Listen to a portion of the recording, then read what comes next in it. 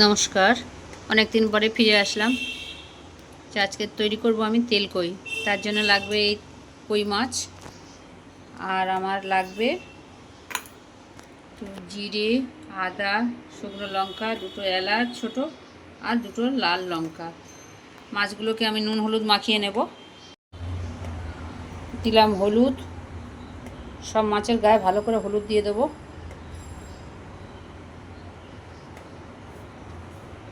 দিলাম লবণ,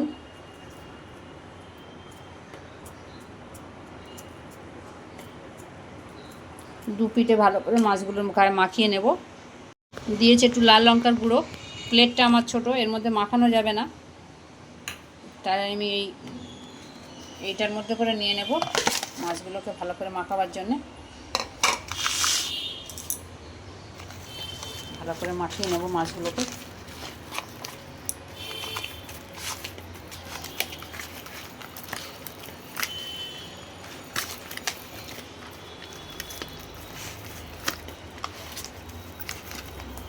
বেশ সুন্দর করে মাখানো হয়ে গেছে। মাছে দিলাম জিরের গুঁড়ো,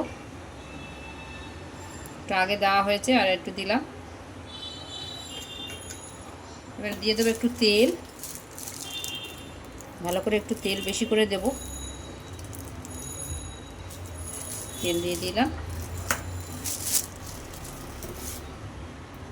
দিয়ে আমি এবারে একটু এই হালকা করে খুন্তি দিয়ে মাখিয়ে নেব। আর হাত লাগাচ্ছি না, কারণ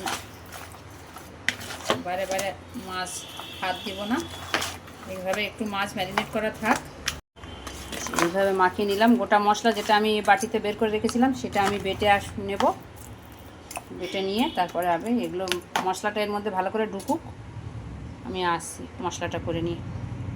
একা হাতে অসুবিধা হচ্ছে তো, বারে বারে মোবাইলটা পড়ে যাচ্ছে, তাই দেখাতে পারছি না মশলাটা আমি শিলেই বেটে নেব। কড়াটায় আমি দিয়ে দিলাম তেল। কড়াটা গরম হয়ে গেছে,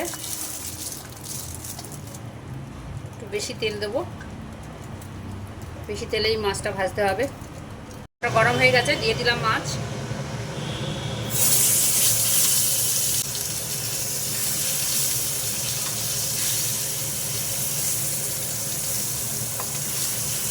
মাছগুলোকে বেশি কড়া করে ভাজবো না, তাহলে মশলা ঢুকবে না ভেতরে।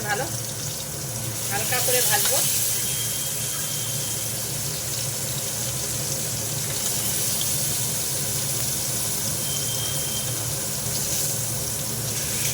মাছগুলোকে বাজার থেকে কেটে নিয়ে আসা, কিন্তু এই পিঠগুলো চিড়ে দিয়েছি আমি, নাহলে মাছগুলো ফাটতো এবং ভিতরে মশলাও ঢুকতো না।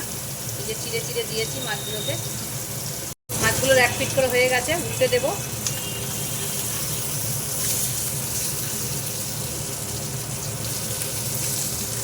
প্রথমে মাছগুলো দিয়েই আমি সঙ্গে সঙ্গে উল্টে দিয়েছিলাম, তার কারণ হলো কি, মাছগুলো নাহলে বেঁকে যেত। সঙ্গে সঙ্গে দু পিঠ করে দিয়ে এবার এক পিঠ করে সুন্দর করে ভাজা হয়ে গেছে, আর এক পিঠ করে ভেজে নেব।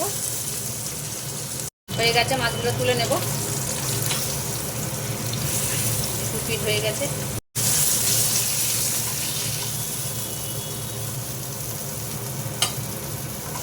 তুলে নিলাম মাছগুলো। পরে আর মাছগুলো ভেজে নেব, আর যে কটা আছে একইভাবে আমি ভেজে নেব, অল্প করে ভেজে।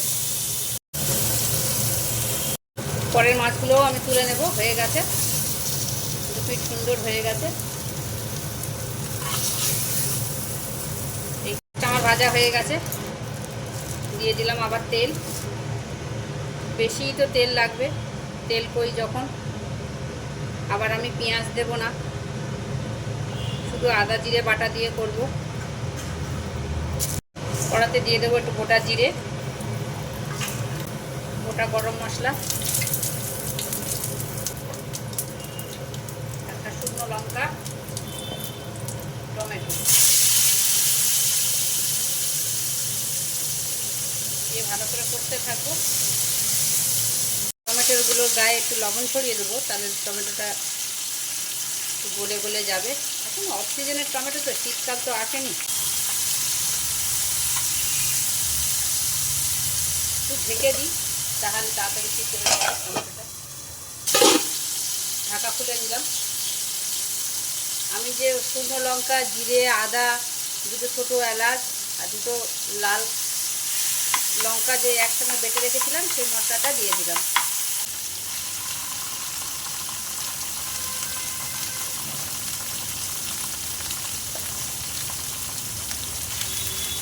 আবার ভালো করে কষতে থাকবো। একটু হালকা জল দিয়ে দেবো।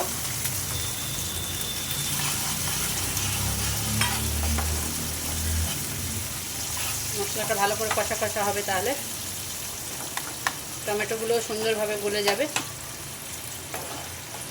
গ্যাসটা আমার সিম করা আছে। আমার কষানো কষানো হয়ে এসছে। এবার আমি একটু দিয়ে দেবো হলুদের গুঁড়ো, যদিও দেওয়া আছে মাছের গায়ে ভালো করেই, তবু একটু দিলাম। একটু রং হওয়ার জন্যে লাল লঙ্কার গুঁড়ো দিলাম। লাল লঙ্কার গুঁড়ো আমার শেষ হয়ে গেছে, অল্প আছে, অল্পই দিলাম। আর লাল লঙ্কা তো বেটেই দিয়েছি, ওতে অনেকটা রং হবে। দেবো একটু অল্প করে লবণও দেওয়া আছে। আর যারা মিষ্টি খাও তারা এই সময় একটু মিষ্টি দিয়ে দেবে, তাহলে আরও তরকারির রংটা ভালো হয়। তো অল্প করে লবণ দিয়ে দিলাম। মশলার গায়ে থেকে আমার তেল ছেড়ে ছেড়ে এসছে। এই যে কেমন সুন্দর তেল ছেড়ে ছেড়ে আসছে।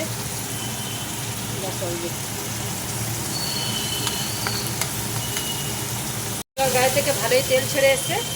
এবার আমি আবার একটু অল্প করে জল দিলাম।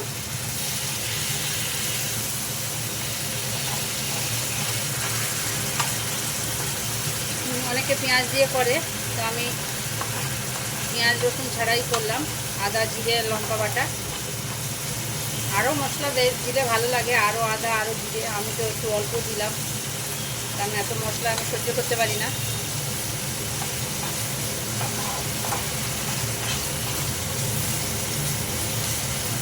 এবার দিয়ে দেবো জল। মশলাটা ভালোই কষে এসছে, খুব সুন্দর করে কষানো হয়ে গেছে আমার।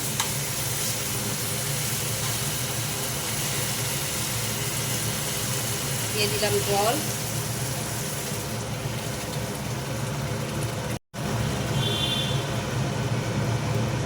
অল্প জল দেবো, মাছগুলো সিদ্ধ হওয়ার মতোই করে দেবো। দিলাম। জলটা একটু ফুটে উঠুক, জলটা ফোটার অপেক্ষায় থাকতে হবে আমাকে। একটু ঢেকে দিলাম, তাড়াতাড়ি ফুটে যাবে। ঝোলটা ফুটে উঠেছে, মাছগুলো দিয়ে দেবো। আস্তে আস্তে দিতে হবে। ওয়েদার চেঞ্জ হচ্ছে, আমার গলাও চেঞ্জ হচ্ছে, গলায় আমার হড়হড় করছে। মাছগুলো দিয়ে দিলাম, সবকটাই দিয়ে দেবো, রাখবো না। ভেবেছিলাম আর 4টে করবো, 4টে অন্য কিছু করবো, তা ভাবলাম যে না, সবকটাই করে নিই। কর্তামশাইয়ের একটু এই ঝাল মশলার তরকারি খেতে ভালো লাগে, আমার জন্য সে খেতে পায় না, তাই যে ভাবলাম আর এইভাবে দিয়ে আমি ঢেকে দেব। ঠিক আমি আর একটা তরকারি বসিয়ে দেবো, অনেক বেলা হয়ে যাচ্ছে। ঢাকা দেওয়া থাক, আস্তে আস্তে মাছটা ঝোল টোলগুলো ঢুকুক ওর মধ্যে। ঢাকা খুলে দেখবো কী অবস্থা। এ তো ভালো ফুটছে, উল্টো পাল্টে দেবো, কারণ মাছ বেশি হয়ে গেছে, জায়গা ছোট। মাছগুলো পুরোপুরি ঝোলে না ঢুকলে খেতে ভালো লাগবে না। আস্তে আস্তে হোক, এইভাবে হতে থাক। বেশ সুন্দর হচ্ছে। পেঁয়াজ ছাড়া তেল কই, রান্না মনে হয় ভুলেই গিয়েছি, তা কি জানি কেমন হবে খেতে, দেখি। তোমরা এইভাবে করে খেয়ে দেখো, আমার তো মনে হয় ভালো লাগবে। করা হয়নি, আর আমি অনেক দিন কোনো ভিডিওই আপলোড করিনি, মন মেজাজ ভালো ছিল না। ঢাকা খুলে দেখি কি অবস্থা। ভালোই হচ্ছে, বেশ টকবক করে ফুটছে। আর এদিকে হচ্ছে আমার লাউ চিংড়ি, বড়ি দিয়ে লাউ, তাতে দিয়েছি চিংড়ি। এটাও হয়ে এসছে। এটা রেসিপি আমি আর করলাম না, কেউ ভিডিও করে দিলে একসঙ্গে দুটো করা যায়, কিন্তু একা হাতে তো এইভাবে করতে বেশ বেগ পেতে হয়। আবার কতবার মোবাইল পড়ে যায় আমার, এই করে তো মোবাইলের স্ক্রিন ফেটে গেছে। এটা এইভাবে হোক। আর এদিকে ইয়েও হচ্ছে, এরও হয়ে এসছে প্রায়। ঢাকা আমি তুলে দিয়েছি, তরকারিটা হয়েও গেছে। গরম মশলার গুঁড়ো ছড়িয়ে দেবো। তোমরা যারা একটু মিষ্টি মিষ্টি তরকারি খেতে পছন্দ করো তারা কিন্তু একটু মিষ্টি দিয়ে দেবে। আমি কিন্তু মিষ্টি দিইনি।